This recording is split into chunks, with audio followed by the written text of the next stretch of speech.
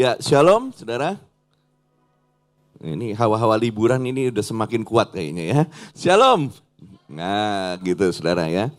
Oke, hari ini langsung saja saya akan share tentang sebuah kebenaran yang saya beri judul kalibrasi hati saudara. Nah ini bermula saudara waktu saya lagi merenungkan, biasanya di Desember ini udah akhir-akhir, banyak orang mulai sadar ya, sadarnya terakhir-terakhir di Desember. Kenapa akhirnya mulai orang mengadakan nanti di akhir tahun orang mau bikin resolusi bahwa tahun depan akan jadi tahun yang lebih baik dari tahun ini. Kemudian akhir tahun biasanya masa-masa di mana kita mulai merenungkan kita ini sepanjang tahun ini ngapain aja ya. Kira-kira apakah ada progres yang kita alami, yang terjadi dalam kehidupan kita, ada perubahan enggak dalam kehidupan kita. Tetapi kemudian saya mulai merenungkan gini, kayaknya kalau setahun sekali saja kita hanya mulai merenungkan tentang bagaimana apa yang kita lakukan sepanjang tahun ini, saudara. Kayaknya kurang tepat, ya. Karena setahun sekali biasanya yang terjadi adalah penyesalan, ya. Udah, aduh, mestinya saya lakukan ini, mestinya saya lakukan ini, mestinya saya lakukan ini, ya. Dan oleh sebab itu kemudian saya mulai merenungkan gini, dalam sepanjang tahun ini secara pribadi saya mulai merenungkan apa yang saya alami, sikap hati apa yang saya punya, respon apa yang saya lakukan terhadap setiap masalah. Dan kemudian saya sampai kepada sebuah kesimpulan bahwa saya mau tanya dulu sama saudara, kira-kira menurut saudara sepanjang tahun ini ya, kira-kira saudara itu ada nggak di antara saudara yang gini, wah hidup saya terus naik, saya stabil, saya konstan, saya terus naik, hati saya selalu baik, saya selalu punya respon yang baik, ada nggak? Nah nggak ada ya saudara ya, sama kalau gitu ya. Nah saudara kemudian saya mulai merenungkan kenapa ya, kira-kira apa yang terjadi, kenapa orang Kristen yang seharusnya hidupnya jauh lebih baik, kenapa kadang-kadang mengalami up and down dalam kehidupan. Kadang percaya, kadang tidak ya. Kadang semangat dalam kekristenan, kadang semangat dalam melayani Tuhan. Dan kadang-kadang kita menghadapi permasalahan dan yang terjadi adalah kita mengalami keterpurukan saudara. Dan saya mengambil kesimpulan bahwa ada hal yang perlu kita perhatikan baik-baik. Ada hal yang harus kita jaga baik-baik. Dan itu yang seharusnya kita lakukan setiap hari. Dan itu yang saya namakan kalibrasi hati. Ya. Kita percaya bahwa Tuhan itu adalah Tuhan yang melihat hati. Ya, sebetulnya ini khotbah saya yang bersambung dari yang dikasih dan yang berkenan, saudara ya. Tuhan itu Tuhan yang melihat hati. Dan waktu kemudian saya baca di dalam kitab Yeremia pasal yang ke-17, ada hal yang penting yang kita harus perhatikan. Bahwa ada 3 hal yang Tuhan sangat tidak suka dan bahkan Tuhan katakan itu terkutuk. Yaitu orang yang mengandalkan manusia, orang yang mengandalkan kekuatannya sendiri. Dan yang terakhir adalah yang hatinya menjauh dari Tuhan. Ya. Dan pagi hari ini saya mulai khotbah saya dengan begini saudara. Bahwa menjaga hati, ya, mengkalibrasi hati itu adalah sesuatu yang sangat amat penting yang harus kita lakukan hari demi hari, saudara. Nah, apa itu kalibrasi, saudara? Ini bermula, saudara, waktu itu saya main ke tempat kerja anak rohani saya, kebetulan dia jual timbangan, ya. Dia jual timbangan dari timbangan yang kecil sampai timbangan pabrik, saudara ya. Jadi lengkap, saudara, dan lengkap. Dan suatu kali ada orang datang dan mau memperbaiki timbangan. Dan teman saya ini cerita bahwa ya ini namanya ditera ulang. Ya timbangan itu harus ditera ulang supaya sesuai kembali dengan standarnya. Kalau enggak melenceng. Dan kemudian dia cerita juga, enggak hanya timbangan, kompas juga begitu. Ya, kompas itu harus dikalibrasi ulang supaya dia sesuai dengan arah yang tepat, saudara. Nah, apa itu kalibrasi, saudara? Kalibrasi itu adalah proses pengecekan dan pengaturan kembali akuratnya sesuatu secara tepat. Ya, jadi proses pengecekan dan pengaturan kembali akuratnya sesuatu ya secara tepat dan presisi sesuai standar yang sudah diakui dan dipercayai, saudara. Jadi saya ulangi lagi, kalibrasi adalah proses pengecekan dan pengaturan kembali akuratnya sesuatu secara tepat dan presisi sesuai standar yang sudah diakui dan dipercayai, saudara. Nah, hati kita itu juga perlu dikalibrasi. Kenapa? Karena hati kita punya kecenderungan untuk melenceng. Ya. Apa yang iblis berusaha lakukan di dalam kehidupan kita adalah membuat hati kita melenceng sehingga nggak tepat pada sasaran seperti apa yang Tuhan mau dalam kehidupan kita. Nah, mari kita lihat kenapa kalibrasi hati ini penting. Coba kita lihat, saya percaya pasti ini ayat yang sangat terkenal. Amsal pasal yang keempat, ayat yang ke-23. Mari kita lihat bersama-sama ayat ini. Firman Tuhan berkata, jagalah, apa saudara? Hatimu dengan segala kewaspadaan, karena dari situlah terpancar kehidupan. Saudara, kata-kata ini atau ayat ini dikata jagalah, itu berasal dari kata natsar yang artinya begini, saudara. Perhatikan baik-baik. Ya. Tekunlah menjaganya. Ya. Atur baik-baik hatimu supaya dengan segala kewaspadaan supaya dari situlah terpancar kehidupan. Dengan kata lain, kalibrasikan hatimu baik-baik. Ya. Dan ini yang sangat penting, Amsal berkata seperti itu. Kenapa yang dijaga itu hati? Kenapa yang dijaga bukan pikiran? Nanti kita akan lihat, saudara. Kenapa bukan pikirannya yang harus dijaga? Saya kemudian mulai merenungkan gini. Saudara, saya mau tanya sama saudara. Dalam tahun ini saja, ya, saudara udah dengar khotbah berapa kali? Ya, lebih dari 50 kali ya biasanya ya. Kalau rajin ke gereja ya lebih dari 50 kali ya. Apalagi kalau saudara itu pencinta rumah Tuhan ya. Ini di sini nggak ada, ini kebetulan di sini nggak ada doa malam, nggak ada persekutuan pria, persekutuan wanita. Coba ada mungkin seminggu saudara datang semua. Ya. Nah, tetapi saudara, pertanyaannya adalah begini. Begitu banyaknya khotbah yang kita dengar. Ya, yang mungkin kita cerna. Dari sekian banyak khotbah yang kita, apakah itu merubah kehidupan kita? Ya.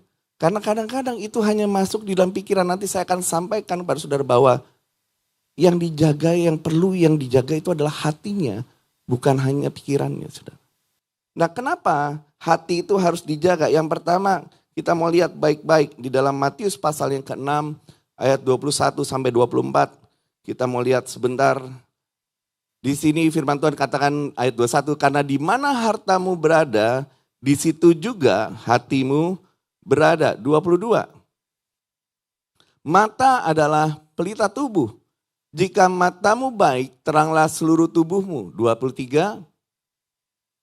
Jika matamu jahat, gelaplah seluruh tubuhmu. Jadi jika terang yang ada padamu gelap, betapa gelapnya kegelapan itu. 24.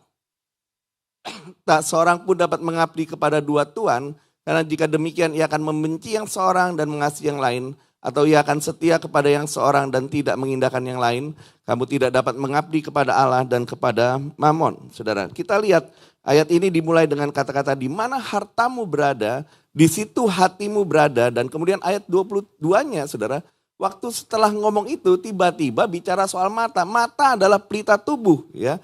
Jika matamu baik, teranglah seluruh tubuhmu. Apa yang dimaksud dengan mata ini? Mata hati, saudara. Ya. Bahwa hati itu menentukan cara pandang kita. Kenapa hati itu harus dijaga? Karena menentukan cara pandang kita. Sebagai contoh, saudara, paling simpel. Kalau saudara nggak suka sama seseorang, apapun yang orang itu katakan, sampaikan, bahkan misalnya saudara nggak suka orang itu khotbah, ya mungkin saudara nggak suka saya gitu ya. Apapun yang saya sampaikan, bisa masuk ke dalam hati saudara nggak? Nggak bisa. Paling saudara di sana ngomong tok gitu ya. Nggak bisa bicara tapi nggak bisa berbuat. Ya. Kenapa? Karena hati menentukan cara pandang.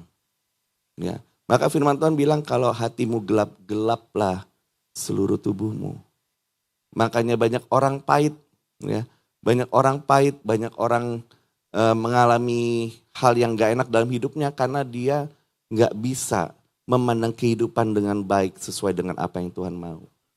Nah yang kedua, kenapa hati itu penting? Coba kita lihat bersama-sama. Di dalam Lukas pasal yang ke-8, ayat yang ke-11 sampai ayat yang ke-15. Lukas pasal yang ke-8, ayat yang ke-11, ayat 15. Saudara tahu perumpamaan ini, ternyata perumpamaan ini bukan hanya soal benih yang ditabur, ya, bukan hanya soal firman Allah yang ditabur, tetapi ada hal yang penting yang kita perlu perhatikan. Inilah arti perumpamaan itu, benih itu ialah firman Allah, ayat 12. Yang jatuh di pinggir jalan itu ialah orang yang telah mendengarnya, kemudian datanglah iblis lalu mengambil firman itu dari mana saudara? Dari dalam hati mereka. Supaya mereka jangan percaya dan diselamatkan. Sampai sini dulu saudara. Ya. Ayat ini disampaikan itu untuk orang yang belum percaya dan diselamatkan. Kenapa mungkin kita susah, mungkin orang itu susah untuk menerima Yesus sebagai Tuhan dan Juru Selamat. Karena ada iblis yang mengambil firman itu di dalam hati mereka. Saudara. Ya. Supaya apa? Supaya mereka jangan percaya dan diselamatkan. Mungkin ayat ini gak berlaku buat saudara dan saya yang sudah percaya kepada Yesus dan Tuhan sebagai Juru Selamat. Tetapi ada hal yang lain saudara, ayat 13. Yang jatuh di tanah yang berbatu-batu ialah orang yang setelah mendengar firman itu, menerimanya dengan gembira, tetapi mereka itu tidak berakar, mereka percaya sebentar saja, dan dalam masa pencobaan mereka murtad. 14. Yang jatuh dalam semak duri ialah orang yang telah mendengar firman itu, dan dalam pertumbuhan selanjutnya mereka terhimpit oleh kekhawatiran dan kekayaan dan kenikmatan hidup sehingga mereka tidak menghasilkan buah yang matang, saudara. Hal yang kedua, saudara, yang saya mau sampaikan bahwa hati itu menentukan tingkat kepercayaan kita. Ya, firman Tuhan berkata di ayat yang ke-12, ya. Di ayat yang ke-12 firman Tuhan yang jatuh ke dalam tanah yang berbatu adalah orang yang mendengar firman Tuhan lalu dia percaya sebentar aja lalu murtad. Dan di ayat 13, di ayat 14 firman Tuhan berkata, waktu ada kekhawatiran, ya, kesenangan hidup, ya, dan tipu daya kekayaan, Matius dan Markus bilang tipu daya kekayaan, maka runtuhlah iman mereka, ya. Mereka enggak percaya, saudara. Nah, hati menentukan kepercayaan, saudara. Bahwa banyak di antara kita yang akhirnya begitu menghadapi masalah dan pencobaan, kita mulai takut, kita mulai khawatir, kita mulai tidak percaya. Nah, ketakutan dan ketidakpercayaan dan kekhawatiran itu tanda bahwa kita itu tidak sedang mengenal Tuhan yang benar. Ya. Karena kita nggak jaga hati kita. Di hati kita tuh tempatnya percaya, dan iblis taruh keraguan-raguan, ketakutan di dalam kehidupan kita supaya kita nggak percaya. Ya. Ketakutan, kekhawatiran. Dia taruh dalam hidup kita. Ya. Dan dia taruh di dalam hati kita supaya kita nggak percaya, saudara. Nah, saudara, walaupun demikian, saudara, kadang-kadang ya, masalah dan pencobaan itu biasanya responnya orang-orang datang kembali kepada Tuhan, ya. Orang begitu punya masalah, orang khawatir tentang kehidupannya. Kalau sebagai orang Kristen yang baik dan benar, biasanya datang kepada Tuhan, Tuhan saya butuh Tuhan, saya memerlukan Tuhan. Itu biasanya begitu, saudara. Tetapi ada hal yang lain. Firman Tuhan berkata, tetapi kita coba lihat ayat 13 dan 14, saudara. Ya, yang jatuh di tanah yang berbatu-batu, orang yang telah mendengar firman itu menerimanya dengan gembira. Ini tipikal gini, saudara. Oh yes, firman Tuhan itu buat saya. Saudara akan diberkati Tuhan. Amin, amin. Ya, buat saya. Ya. Tetapi mereka itu tidak berakar, mereka percaya sebentar saja. Kenapa percaya sebentar saja? Hatinya nggak dijaga, saudara. Dan dalam masa percobaan mereka murtad. 14. Yang jatuh dalam semak duri ialah orang yang telah mendengar firman itu Dan dalam pertumbuhan selanjutnya mereka terhimpit tadi ya oleh kekhawatiran. Jadi ketakutan, aduh masalah nggak selesai-selesai, takut, khawatir saudara. Saya selalu cek, kalau saya mulai khawatir, saya mulai takut. Tanda hati saya nggak melekat pada Tuhan. Itu terpertanda dan itu alarm yang sangat penting untuk kita pikirkan. Nah, dan kekayaan dan kenikmatan hidup. Nah ini menarik saudara. Ternyata yang bikin hati kita melenceng bukan hanya waktu kita dikasih masalah, kita tanya sama Tuhan, Tuhan kok saya nggak dijawab-jawab masalahnya. Ternyata kesenangan dan kekayaan itu juga membuat hati kita itu melenceng saudara. Ya. Karena di Matius dan Markus pakai kata tipu daya kekayaan. Kaya boleh nggak saudara? Boleh ya, jangan kaya itu boleh saudara. Tapi tipu daya kekayaan, nah sekarang saya mau masuk saudara dengan seseorang yang kita sudah sangat tahu di dalam Alkitab. Ini yang saya mau maksud, bahwa ternyata punya pikiran yang hebat aja itu nggak menjamin bahwa kita bisa menjaga hati kita dengan baik. Kita baca di dalam 1 Raja-Raja pasal yang ke-11 ayat 1 dan 2. Ini tipikal kesenangan dan kekayaan itu bisa membuat melenceng. Adapun Raja Salomo mencintai banyak perempuan asing. Di samping anak Firaun ya, yang mencintai perempuan-perempuan masih pagi saudara. Moab, Amon, Edom, Sidon, dan Het. 2. Padahal tentang bangsa-bangsa itu Tuhan telah berfirman kepada orang Israel, janganlah kamu bergaul dengan mereka dan mereka pun jangan bergaul dengan kamu. Sebab sesungguhnya mereka akan mencondongkan hatimu kepada Allah-Allah mereka. Hati Salomo telah terpaut kepada mereka dengan cinta. Salomo dikatakan adalah orang yang paling berhikmat di muka bumi ini. Jadi jangan ngaku-ngaku lebih pintar dari Salomo, saudara. Ya. Dia berhikmat, dia tahu segala-galanya. Apa yang membuat dia hancur? Dia nggak jaga hatinya. Ayat selanjutnya firman Tuhan bilang, karena Salomo tidak dengan sepenuh hatinya mengikuti Tuhan seperti Daud ayahnya. Dia nggak jaga hatinya, saudara. Dia boleh pintar, dia boleh punya semuanya. Tapi ada satu firman Tuhan tadi dikatakan bahwa perempuan-perempuan itu mencondongkan hati Salomo kepada Allah-Allah mereka. Ya. Hal yang ketiga, ya. Kenapa harus jaga hati? Hati itu menentukan siapa yang kau kasihi. Ya.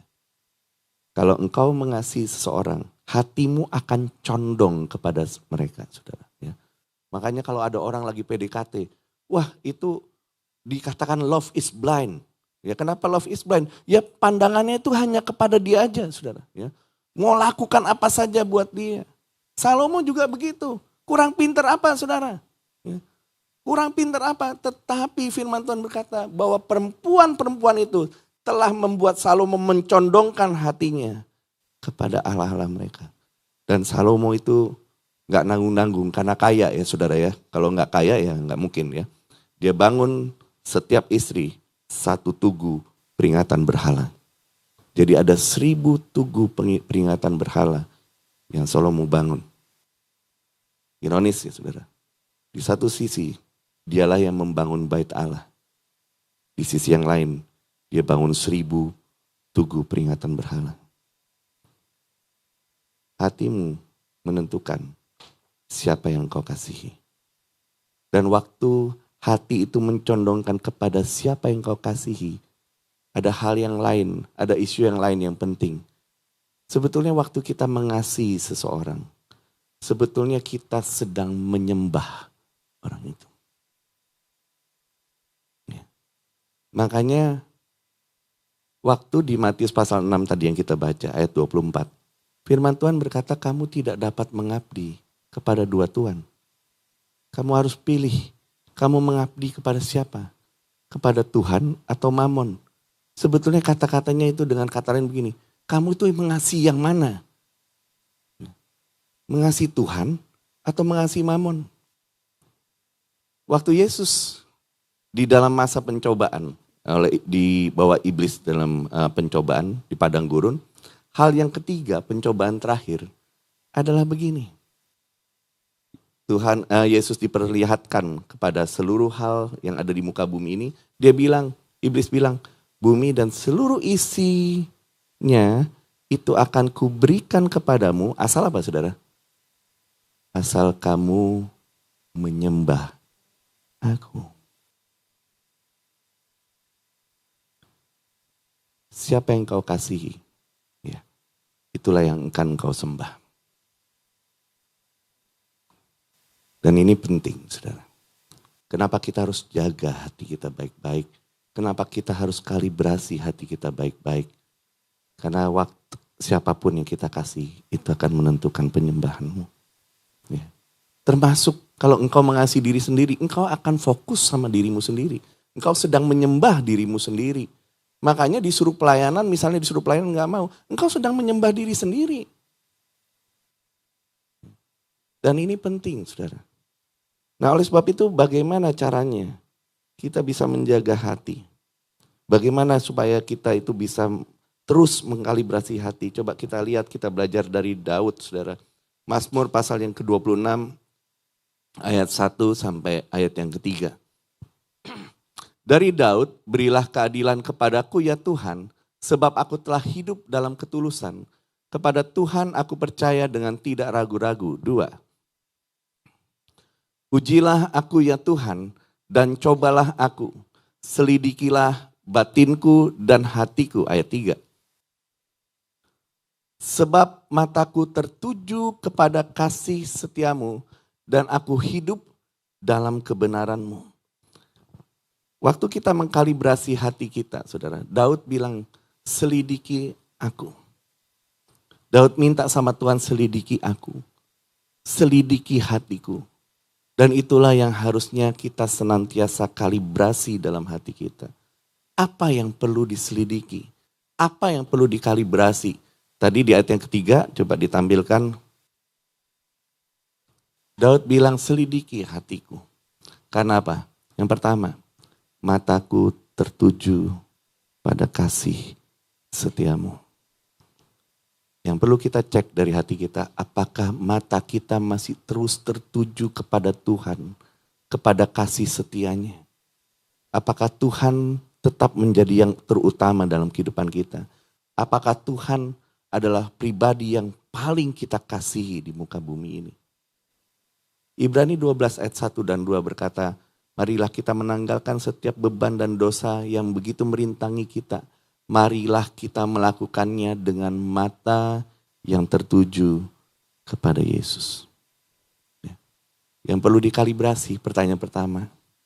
Apakah Yesus tetap jadi yang terutama dalam hidupmu? Yang paling engkau kasih, apakah matamu selalu tertuju kepada kasih setianya? Itu yang pertama. Yang kedua, saudara, apa yang perlu dikalibrasi? Firman Tuhan berkata, Daud berkata, sebab aku hidup dalam kebenaranmu. Yang perlu dikalibrasi yang kedua, apakah kita tetap hidup dalam kebenaranmu? Apapun yang terjadi di dalam kehidupan kita, kita hidup dalam kebenaran. Hidup dalam kebenaran bukan berarti kita nggak bisa jatuh dalam dosa. Tetapi hidup dalam kebenaran itu juga berarti bahwa kita juga hidup dalam pertobatan yang sungguh-sungguh. Ya. Karena saya percaya bahwa banyak orang hatinya baik, ya, tetapi kemudian waktu jatuh dalam dosa dia merasa nggak layak dan dia nggak mau lagi datang ke gereja, dia nggak mau lagi pelayanan. Yang Tuhan inginkan adalah begini, bertobatlah sungguh-sungguh, hiduplah dalam kebenaran Tuhan. Itu yang penting yang kita harus perhatikan, kita harus tanyakan setiap hari di dalam kehidupan kita. Apakah kita masih hidup dalam kebenaran, berpegang pada kebenaran firman Tuhan. Yang ketiga, kita lihat di dalam Mazmur pasal yang ke-139 ayat 23 sampai 24. Mazmur 139 ayat 23, 24. Lihat ya saudara, nanti saudara baca di Mazmur, ini saya hanya kasih contoh 2. Daud itu sering kali bilang seperti ini. Selidikilah aku ya Allah, dan kenalah hatiku. Ujilah aku dan kenalah pikiran-pikiranku. Ayat 24. Lihatlah apakah jalanku serong dan tuntunlah aku di jalan yang kekal. Yang harus kita kalibrasi adalah cek apakah jalan kita mulai serong dari apa yang Tuhan inginkan. Kompas perlu dikalibrasi karena begini saudara. Kalau saya kompas itu melenceng 2 derajat, kalau saya jalan dari ruangan ini sampai belakang, saya masih tetap ada di ruangan ini ya, walaupun melenceng 2 derajat. Ya. Tetapi kalau saya mau jalan dari sini sampai Jakarta melenceng 2 derajat, mungkin bisa-bisa saya sampai India. Ya. Penting, yang perlu dicek dari hati kita apa? Lihat apakah jalanku mulai serong daripada. Perhatikan apa yang menjadi jalan-jalan kita. Kenapa? Karena begini saudara. Jalan kita serong atau tidak itu tergantung dari hati kita. Ya. Hati kita itu mengarah kemana? Amsal pasal 3 ayat 6 berkata gini, akuilah dia dalam segala lakumu, maka ia akan meluruskan jalanmu. Ya. Itu 3 hal yang kita perlu cek saudara. Ya. Yang pertama apa tadi? Apakah Tuhan tetap jadi yang terutama? Apakah mata kita tertuju pada kasih setianya? Apakah kita tetap mengasihi Tuhan lebih dari yang lain? Yang kedua, apakah kita hidup dalam kebenarannya? Yang ketiga, apakah jalan kita mulai serong? Dan kalau mulai serong, bertobat. Saudara. Minta Tuhan kembali meluruskan jalan-jalan kita. Dan saya akan tutup. Ya. Tadi saya bilangnya 2 ya, ternyata 3 saudara. Ya. 3 ini begini, kita coba lihat Mazmur pasal yang ke-17, di ayat yang terakhir. Daud itu luar biasa saudara. Waktu ini saya baru dapat tadi menjelang detik-detik terakhir tiba-tiba saya baca ayat ini.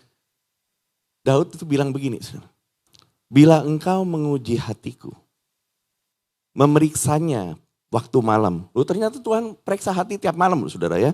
Ya, memeriksanya pada waktu malam. Jadi bukan akhir tahun tok. Tuhan periksa hati ya. Ya. Saudara mulai memeriksa hati setiap akhir tahun, padahal Tuhan periksa hati tiap malam. Menyelidiki aku, ini hebat Daud.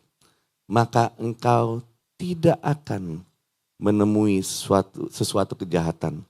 Mulutku tidak terlanjur, ayat 4. Tentang perbuatan manusia sesuai dengan firman yang engkau ucapkan. Aku telah menjaga diriku terhadap jalan orang-orang yang melakukan kekerasan. 5. Langkahku tetap mengikuti jejakmu, kakiku tidak goyang. Daud bisa berkata seperti itu karena dia menjaga hatinya setiap hari. Walaupun kadang kita bisa lihat juga dalam perjalanan di Daud, Daud bisa melenceng, Daud bisa jatuh dalam dosa. Tapi Daud selalu begini, begitu mulai melenceng, dia kembali, dia kalibrasi kembali hatinya untuk tetap lurus, untuk tetap berjalan sesuai dengan apa yang Tuhan mau. Makanya PR kita, saudara ya, setiap hari kalibrasi hatimu. Tiap malam ajukan pertanyaan, apakah Tuhan tetap kita kasihi? Apakah kita hidup dalam kebenaran dan apakah jalan kita mulai serong? Mari kita berdoa. Kami bersyukur buat pagi hari ini, buat firman-Mu Tuhan. Dan bahkan kami percaya pada saat ini juga Roh Kudus, Engkau adalah Tuhan yang menguji dan menyelidiki setiap hati. Dan biar Tuhan kami boleh memiliki hati yang terbuka lebar untuk Engkau uji, untuk Engkau tegur, untuk Engkau nasihati. Jika pagi hari ini Tuhan, masih ada hal-hal yang belum berkenan kepadamu, Tuhan kami mau bertobat. Kami mau untuk mengkalibrasi hati kami, untuk tetap lurus sesuai dengan arah yang Tuhan mau. Kami mau menjadikan Engkau sebagai yang terutama, mengasihi Engkau lebih dari yang lain Tuhan. Kami mau hidup dalam kebenaran-Mu, dan kami mau jalan kami lurus di hadapan-Mu. Sebab itu Tuhan, kami tidak mau mengeraskan hati kami. Kami mau Tuhan, seperti firman-Mu berkata, Pada hari ini jika engkau mendengar suaranya, jangan keraskan hatimu. Kami siap untuk engkau tegur, kami siap untuk engkau perbaiki, untuk engkau proses, supaya hati kami kedapatan murni di hadapan Tuhan. Tolong kami Roh Kudus, untuk mampukan kami, untuk kami terus menjaga hati kami, mengkalibrasi hati kami, supaya senantiasa hidup kami boleh menjadi hidup yang menyenangkan dan berkenan di hadapan Tuhan. Berdoa biar kiranya firman-Mu hidup dan jatuh ke dalam tanah hati kami yang paling subur, supaya firman-Mu itu hidup dan berbuah di dalam seluruh kehidupan kami. Terima kasih Bapa, terima kasih Tuhan. Terpujilah nama-Mu hanya di dalam nama Yesus. Amin. Tuhan Yesus memberkati saudara.